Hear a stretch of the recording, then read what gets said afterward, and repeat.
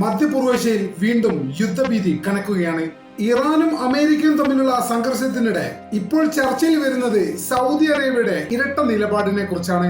ഒരു വശത്ത് യുദ്ധത്തിന് തങ്ങൾ എതിരാണെന്നും തങ്ങളുടെ ഭൂമിക ഈ യുദ്ധത്തിന് വേണ്ടിയിട്ട് വിട്ടു നൽകുന്നെന്നും പറഞ്ഞ സൗദി അറേബ്യ.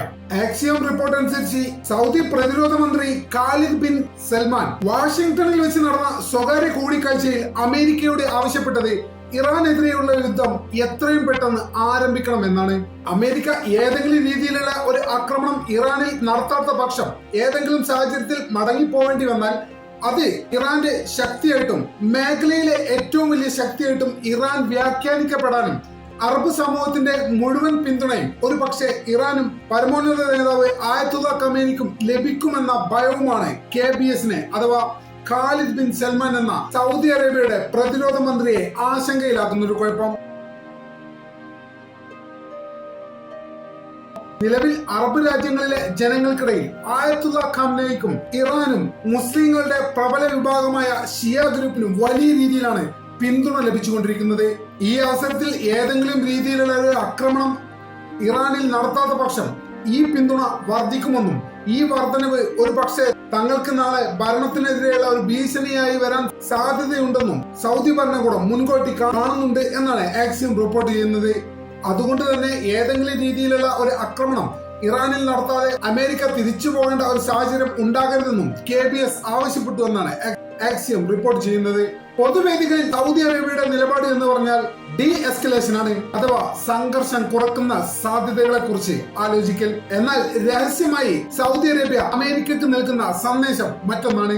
എന്നാൽ രഹസ്യമായി സൗദി അറേബ്യ അമേരിക്കക്ക് നൽകുന്ന സന്ദേശം ഇറാൻ ആക്രമണത്തിൽ നിന്ന് ഒരിക്കലും പിന്മാറരുത് എന്നുകൂടിയാണ്. ഇത്തരം സൗദി അറേബ്യയുടെ ഈ ഇരട്ട നിലപാടാണ് നിലവിൽ ചർച്ചയായിക്കൊണ്ടിരിക്കുന്നത്.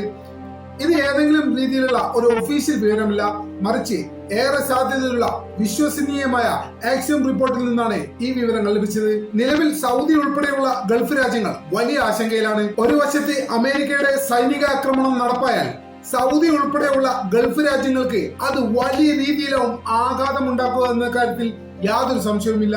നേരെ മറിച്ച് ഏതെങ്കിലും രീതിയിൽ അമേരിക്ക ഈ ശ്രമത്തിൽ നിന്ന് പിന്മാറിയാൽ അത് ഇറാനെ ഇരട്ടി ശക്തരാക്കും, ഇറാന്റെ ഭരണകൂടത്തെ ഇരട്ടി ശക്തരാക്കും.